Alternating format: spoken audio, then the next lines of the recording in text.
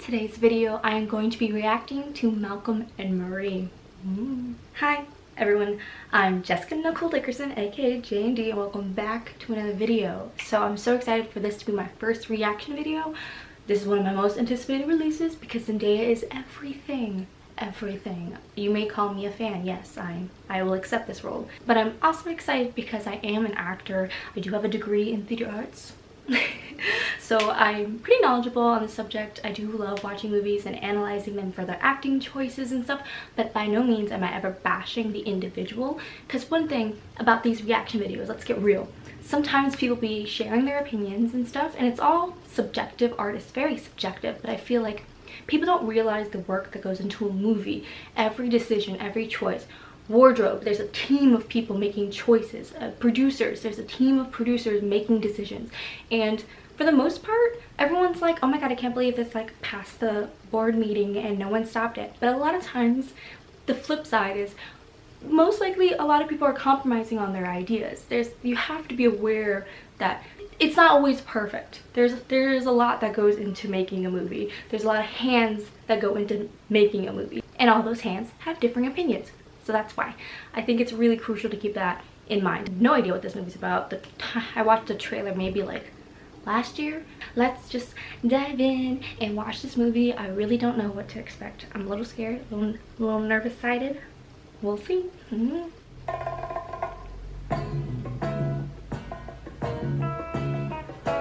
man,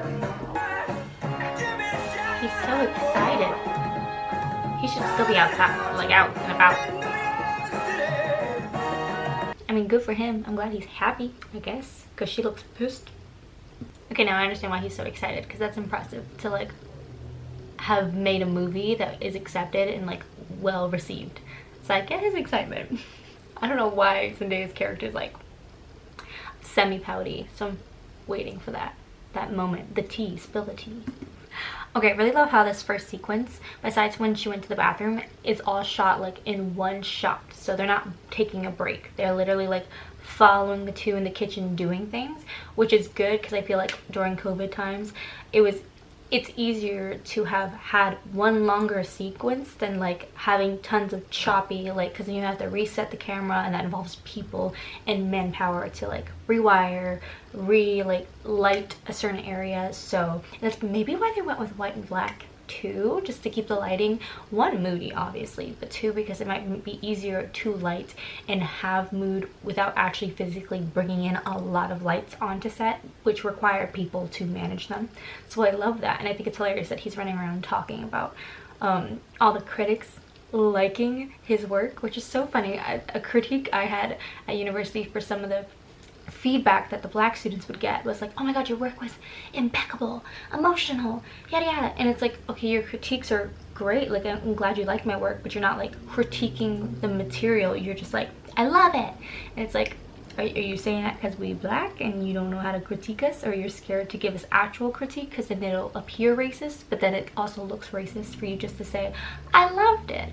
Because then it's like you're supposed to, you know, critique me. That is your literal job, to like further my education, or in this case to critique his movie, give him feedback. So it's so interesting that that's brought up. And I'm going to be part of a larger conversation about filmmaking without always having some white ass writer making it about race, because it's fucking convenient. She's so not about his excitement, and it's actually kind of funny. God, you are the most gorgeous creature on planet Earth, and the sexiest too. I mean, there's nobody sexier. Even Anthony said it. Okay, she is so uninterested. It's bad because obviously they're in a relationship and she should be happy. Marie. Oof, the music Marie. sequence. Oh, she gonna throw something. Ooh. Marie. Marie, talk to me. Oh my god. Okay, nothing bad happened, but I thought something was gonna be broken or I thrown. promise you it's not a good idea. Let's just talk tomorrow. How can you just change your mind? Honestly, it's pretty fucking easy. That doesn't seem a little crazy to you. Specifically in a movie you made about my life. It's about her? And he didn't thank her? Oh my god, that's the worst. break up immediately. Walk away. That is so...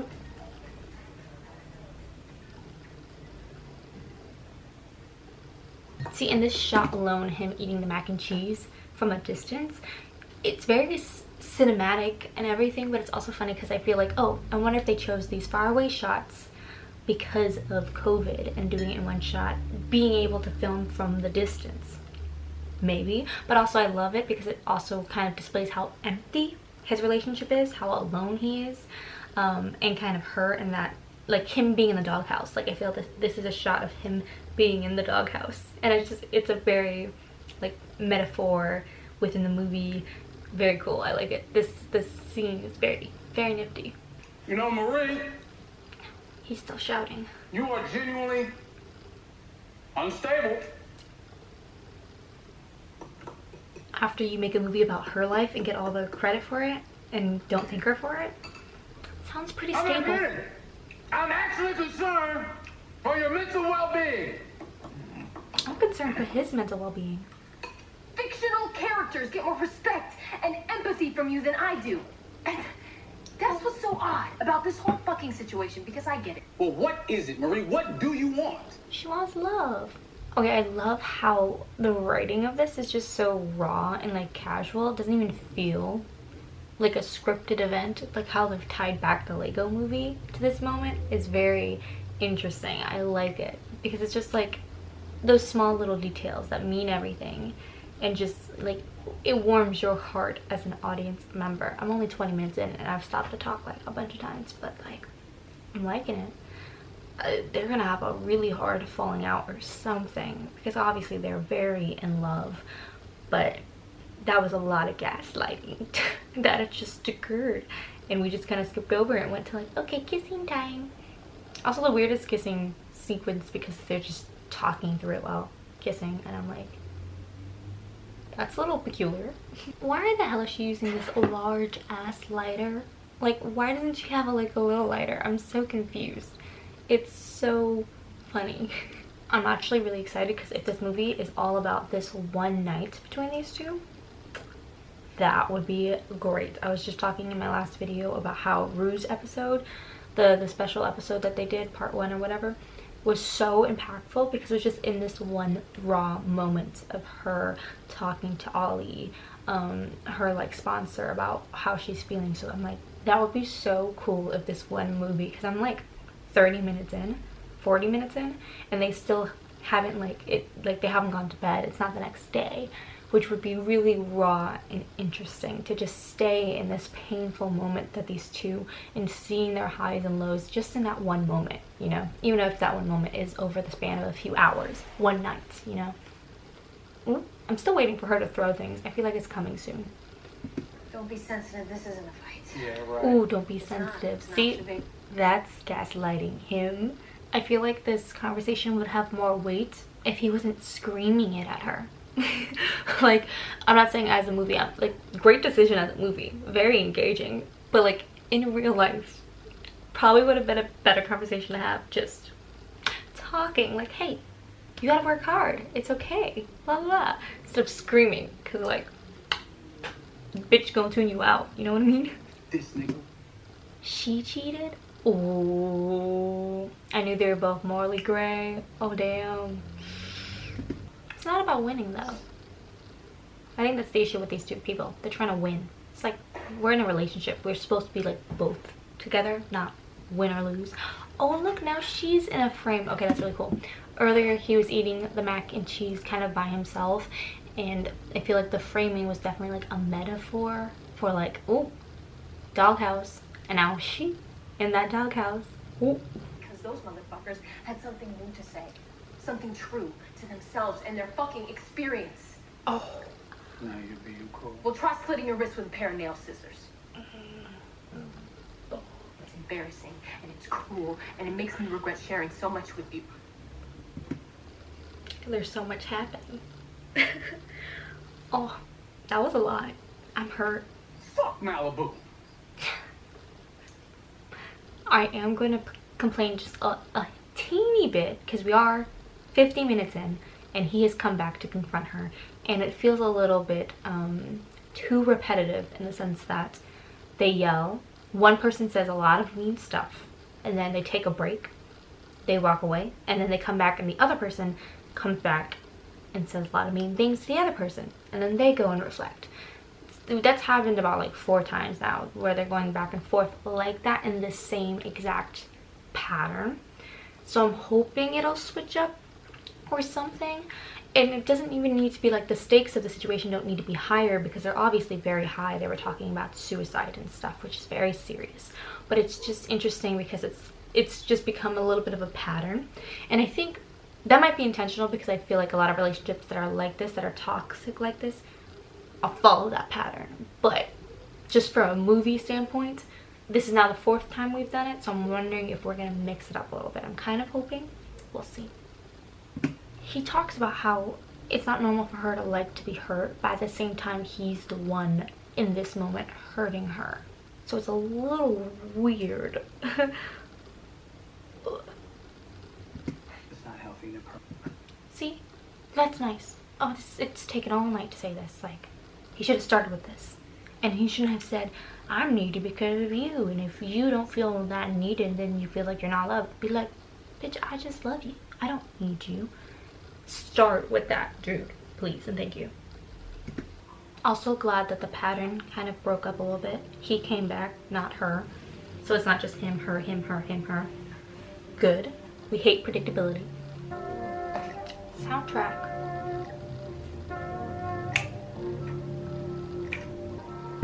I love all these shots. They're like, there's all these really tight, emotional shots of their face, and then there's all these shots of them like wandering this huge house by themselves. So it's really interesting to see the two. The emptiness of the person who feels so alone and feels like they're fighting their partner, but then the opposite of like the close-up actual portrayal of their feelings. It's very interesting. It's too fucking moronic. I mean, the fact that the LA Times will hire such a fucking halfwit is beyond me. First she says that I brilliantly subvert the white savior trope. She is a savior. She's trying to save her. So how the fuck did I subvert it, lady? And not straight. And to what degree? I mean, what if they're asexual? What if they're transitioning and you don't even know it?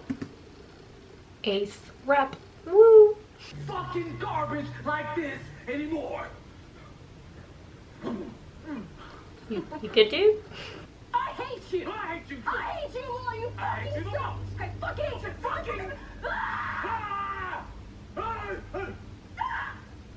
They just cross the line all the time. Like, they just need to stop themselves from saying mean shit. And that, Malcolm, is what authenticity buys you.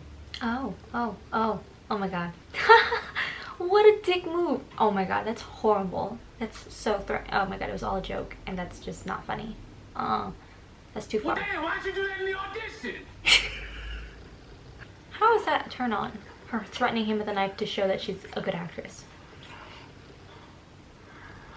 Ass, grimy, dick, fucking brute, fucking animal, fucking barnyard. See, it's going too far. Why would you say that to your partner? Why?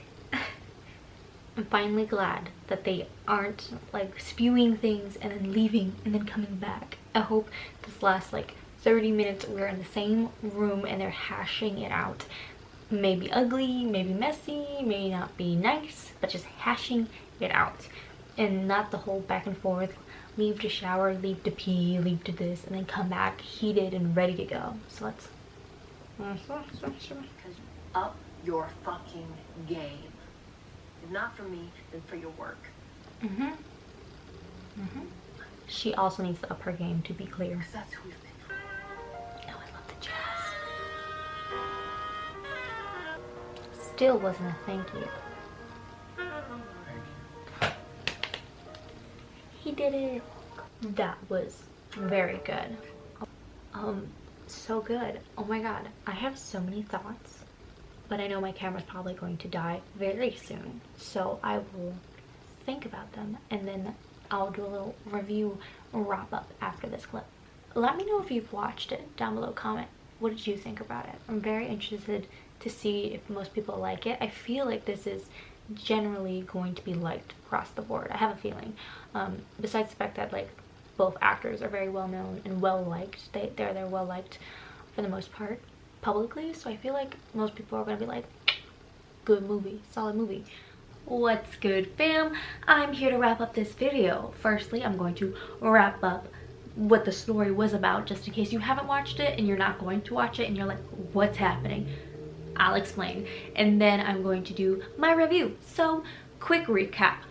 Malcolm and Marie are coming back from Malcolm's premiere of his movie, which seems to have gone off without a hitch. He's excited, he's boisterous, he's talking up a storm, and Maria, she's not having none of it. She's sitting there like, great baby, I am, whatever.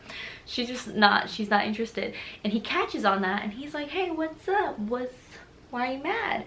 And she, over the night, they end up explaining back and forth that she's upset about maybe this little thing, and then he's like, how dare you be mad at me about this, because it's not about you. And you can see how both characters are so morally gray, because he's rubbing things in her face like, I've been with plenty of women, it's not about you, and she's like, I just want you to love me and all this stuff. And in the end, after arguing all night, this movie is just in one night. It's a hard night filled with arguing. She kind of admits that she's like, I just wanted you to say thank you. I wanted you to appreciate my input. And he finally, after an hour and 46 minutes, says thank you. So, entering the review, most people are either, I love this movie, or I hate this movie. I feel like a lot of people were like, I don't like it because they're only in one space the whole time. It's one night. It's just two people arguing in a room. It's no big thing. It's not profound.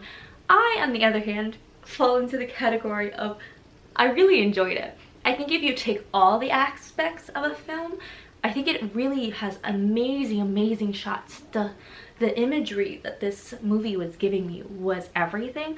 I also enjoyed that it was kind of just one night. I feel like in romance movies and all this stuff, they're always jumping, like all these arguments are collective, and then there's all these good moments and it's all thrown together and you can understand fully the relationship. Whereas if you just get a little peek, just a little into someone's life, you never know exactly how they feel. You don't know if they're morally gray as a character. You're surprised more, you're listening better, because you're like, I don't know anything about this relationship, I have no context. So I feel like it engages you a little bit, and also it's just a little different. It's a different format. I really liked it. I think with COVID going on, I think it's fun to play with story structure a little bit more. But I also appreciate that they were arguing about stuff. They weren't just saying, you know, I don't like you, you're a bad person. They weren't vague. They were really saying things they felt, things and they've experienced, and it was just all very raw and very expressive. So I really loved how raw it felt. It really felt like we were just peeking into one argument of a couple that needs to get their crap together, because they're toxic. Don't get me wrong. Both characters are toxic, both morally gray.